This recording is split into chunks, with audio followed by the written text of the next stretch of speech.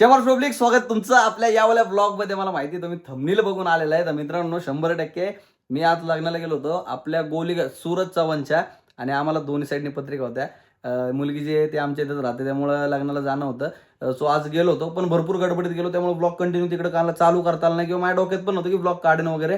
पण नंतर मला खूप जण जे मी आता भेटलो तर ब्लॉगमध्ये फुटेज असतील तर टाक, की खूप लोकांना बघायचे ते वगैरे. तर मला जेवढे तिथं माझ्या कार्यकर्त्यांनी फुटेजेस तिथे घेतले ते मी टाकतोय. पण एवढी भयान पब्लिक होती, एवढी प्रचंड पब्लिक होती, नेक्स्ट लेवल.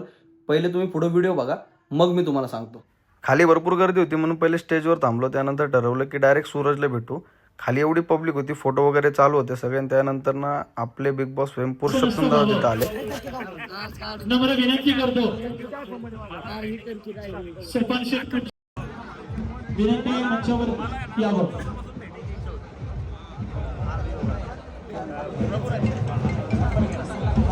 या ठिकाणी पेटे बांधणाऱ्या कलाकारांना विनंती आली आहे, स्टेजवरती जे पेटे बांधतायत त्यांनी खाली स्टेजच्या समोर पायान पद्धतीचा क्राऊड होता. त्यानंतर मी पुरुषोत्तम दादाला म्हटलं, दादा आपण डायरेक्ट सूरजला भेटूया आणि पटकन आतमध्ये जाऊन येऊया.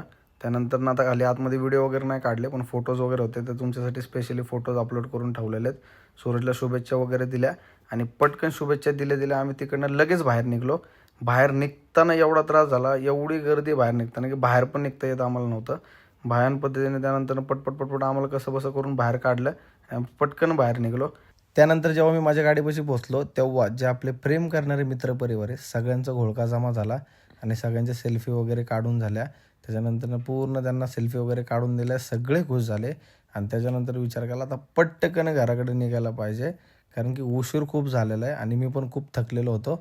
सो लगेच गाडी मागवली आणि गाडीमध्ये बसलो आणि लगेच क्विक पुण्याच्या दिशेने निघालो. बघितलं ना व्हिडिओ, असली भयानक प्रचंड गर्दी होती, डायरेक्ट समुद्र असा नाही का, लोकांचा समुद्र. आणि मला पण भेटायला खूप तिथं पब्लिक होती, आपली सगळी राय परफॉर्मन्सवाली आके जाधववाली प्रेम करणारे लोक होते. पण खूप लोकांना मला भेटता आलं नाही, गर्दी वगैरे होती, पटपट पळापळ धावपळ चालू होती. आम्ही पटकन आलो, पटकन गेलो, सूरजला भेटलो, फोटो वगैरे काढले, शुभेच्छा दिल्या.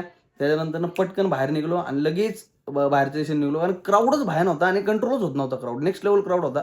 त्याच्यामुळे म्हणलं गडबडीत आपण थांबणं, कारण खेचाखेची चालू होती पूर्ण. त्याच्यामुळे म्हणलं नको, आपण पटकन निघून जाऊया. सो असा पूर्ण धुरळेदार राडा तिकडे चालू होता. पण लग्न एकदम मस्त झालं आणि सूरजला नवीन वाटचालीसाठी आयुष्यात शुभेच्छा. आणि अजून बाकीचे पुढचं ब्लॉग तर तुम्ही कंटिन्यू करा, कारण की ब्लॉग तर थोडा येत नसतो, अक्काच्या अक्का येत असतो. सो मित्रांनो, ब्लॉग पुढे कंटिन्यू करा आणि बघा आता जरा घरचे सगळे खूप दिवसांनी, मम्मी अस्मिता सगळे एकत्र आलेत. सो हा वाला विषय मम्मी यांच्या ब्लॉगमध्ये असणार आहे. चलो कंटिन्यू करू. आणि हा रायबा फॉर्मेन्सची आपली सालक 90ची आयडी सस्पेंड झाली आहे, ती खाली टाकून ठेवली आहे. नवीन आयडी बनवली आहे, 20K फॉलोअर्स आता कंप्लीट झालं. तुम्ही बघताल तेव्हा 25 वगैरे झाले असतील. सो नवीन असताल तर पटकन जा, नवीन आयडीला आपल्या फॉलो करून ठेवा. चलो कंटिन्यू करा. हो काय 1 2 3 4 1 2 3 4. आता जर कोण 1 2 3 4 म्हणलं तर डायरेक्ट त्याच्यात गळ्यात काय 1 2 3 4. आता चल चालू करू. कसा रे कसा तो कापूस जसा त्याने कासवाची पैज लावली. 1 2 3 फॉरेन वरून आली आजी, माहिती का? आजी फॉरेनर आली, डायरेक्ट आजी कुठून आली तू?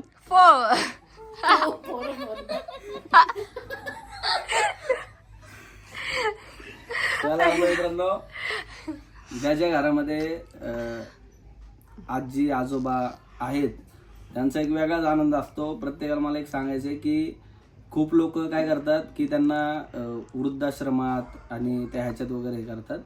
ॲक्च्युली ती माणसं म्हणूनच चुकीची आहेत, कारण की त्यांना जगातला आनंदच कळलेला नाही आहे. आता आमचे आजोबा तर नाही आहेत आमच्यामध्ये, पण त्या आजोबांनी मला खूप खेळवले. म्हणजे मी लहान होतो ना तेव्हा शेतात जायचे ना, तर मला खांद्यावर बसून, मला कधी चालून नाही दिलं, खांद्यावर बसून फिरवायचे. मग आता आजोबा नाही आहेत, थोडेसे ते मेडिकल प्रॉब्लेम, हार्ट अटॅकमुळं ते गेले. पण आजी आहे. आता आजी कायम आमच्याकडे असते. आणि इथं आपल्या इथं थोडंसं गरम वगैरे सुरू झालं की ती वाईला जाते, वाईच्या मावशीकडे, मग त्याच्यानंतर आमच्या फलटणच्या मावशीकडे जाते, त्यानंतर ती परत पुण्याला येते, अख्खं भ्रमण करून येते. आणि आजी जेव्हा नसती तेव्हा लय बोर होतं, कारण की हे असं 1 2 3 4 असं बघायला नाही भेटत. तर तुमच्या घरात जर आजी आजोबा असतील, वृद्ध व्यक्ती असतील, तर हा ठीक आहे, थोडं चिडचिड बिडचिड करते, ही पण करते चिडचिड, पण आनंद असतो आणि तो जपा. आजीला पण फिरायला नेलतं ते पण सांग. आणि आम्ही तुम्हाला सांगतो की आजीला फर्स्ट टाइम फिरायला घेऊन गेले होते लोणावळा विलाला. आमची फॅमिली गेली होती, आम्ही ट्रॅव्हलिंग मध्ये होतो त्यामुळे अस्मिता मी नाही गेलो. पण हे लोक सगळे गेले होते. आजी कसं वाटलं तुला फिरून? छान वाटलं. क- कौतुक तुमचं झालं का बरं असं काय? की तुम्ही केलं कर्तव्य ते आम्हाला बघायला मिळालं रे. आमच्या टायमाला नव्हतं, पण आता तुमच्या राज्यात आम्ही पाहतोय सगळं. मजा येते ना? मजा येते. चाल आता आमची आहे ना, अजून एक आहे ना, आमची ही मोठी मावशी आहे ना, ही ऍक्च्युली प्रॉपर शेतकरी म्हणजे तिचं प्रत्येक वेळेस एकच असतं. नाही जाते घरी 7 वाजले, गायची धारे, म्हशीची धारे, शेते हे ते सारखं चालू राहतं. पण आता ते हळूहळू थोडंसं कसं आमच्या मोठ्या दादाचं लग्न वगैरे झाले तर थोडंसं तिने सुट्ट्या घ्यायला चालू केल्या. तर तिने पहिल्यांदा सुट्टी घेतली आणि मम्मी सोबत ती गेली होती तिकडे, घेऊन गेली होती. कसं वाटलं मावशी तुला? तू सांग.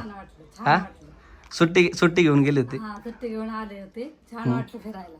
आणि खरं सांग तुला ते आता ही म्हणजे जे शहरी लोक आहेत, म्हणजे आता आम्ही पण शहरात मोडतो, आम्ही गावाला येत नाही कधी. तर तुम्ही तिकडे जे जगता ते तसंच एक पैसे देऊन तिकडे केल्यासारखं का नाही, की जायचं राहायचं तिथं बनवून खायचं, त्या स्विमिंग पूल म्हणणाऱ्या पाण्याच्या डबक्यात खेळायचं आणि यायचं, आहे का नाही? तुमच्या इथं कसं वेगळं आहे का नाही सगळं? आमचं तर वेगळं आहे. सांग की. काय म्हणली माहिती का काय? येताना? तिला येताना झाडं बिडं दिसली, ती काय म्हणती, ही तर काय डोंगरासारखी झाड आहेत, त्यांची तर जो डोंगर आहे. मी म्हटलं परतच्या वेळेस आम्ही तुझ्या डोंगरात येऊ, तुला कशाला इकडे पैसे घालवायचे तू?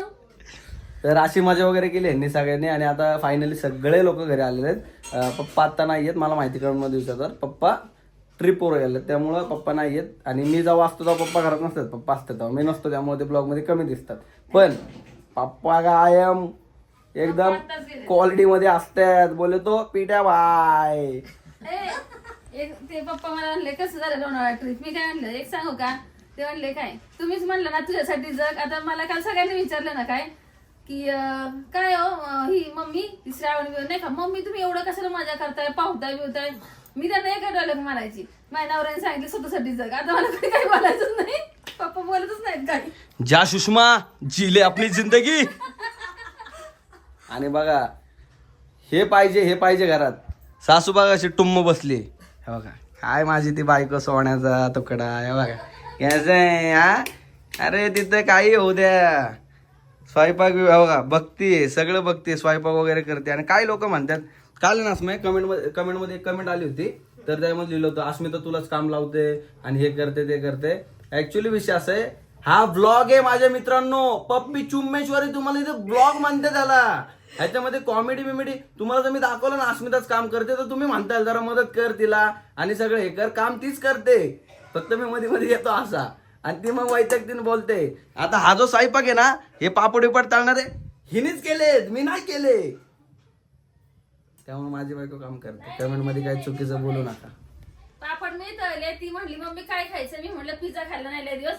मग या जेव्हा कसं आहे याला म्हणतात सासूना. काय म्हणतात लोक अस्मिता, हा काय म्हणतात, लग्न आल्यावर काय स्वयंपाक बिपाक करायला शिक, काय घरी जाऊन तिकडे पिझ्झा बर्गरच खाणार आहे. अरे इकडे सासू असली, हिसून असली, आता काय बोलायचं आम्ही.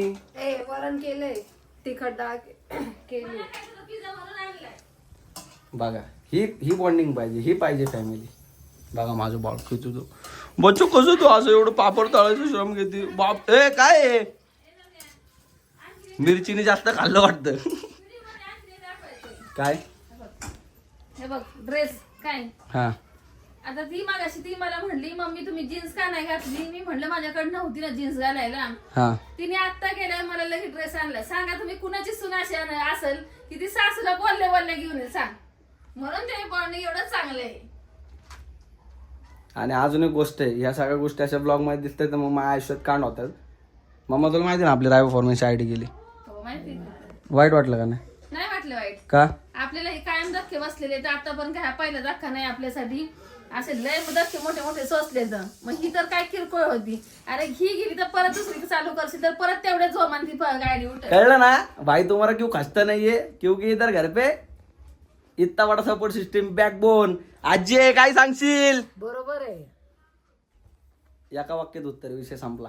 सो मित्रांनो बाकीचं आणि ब्लॉग बघून तुम्हाला कसं वाटलं मला नक्की कमेंट करून सांगा. Love you, keep supporting. आणि आता नवीन एक अजून एक ब्लॉग येणार आहे, सो सबस्क्राईब करून ठेवा. 300K फॉलोअर्स आपले पूर्ण होणार. आणि हा जे लोक आहेत जे आपल्या रायबा फॉर्मन्सला फॉलो करतात बघतात वगैरे, आयडी खाली मेन्शन करून ठेवलेले, सगळ्यांनी जा नवीन आयडीला फॉलो करा. नवीन जोशात नवीन नामात रायबा फॉर्मन्स तुमच्या समोर येतोय. यावेळेस रायबा फॉर्मन्स 2.0 नाही, यावेळेस रायबा फॉर्मन्स डायरेक्ट 10.0 डायरेक्ट जगाच्या पलीकडे.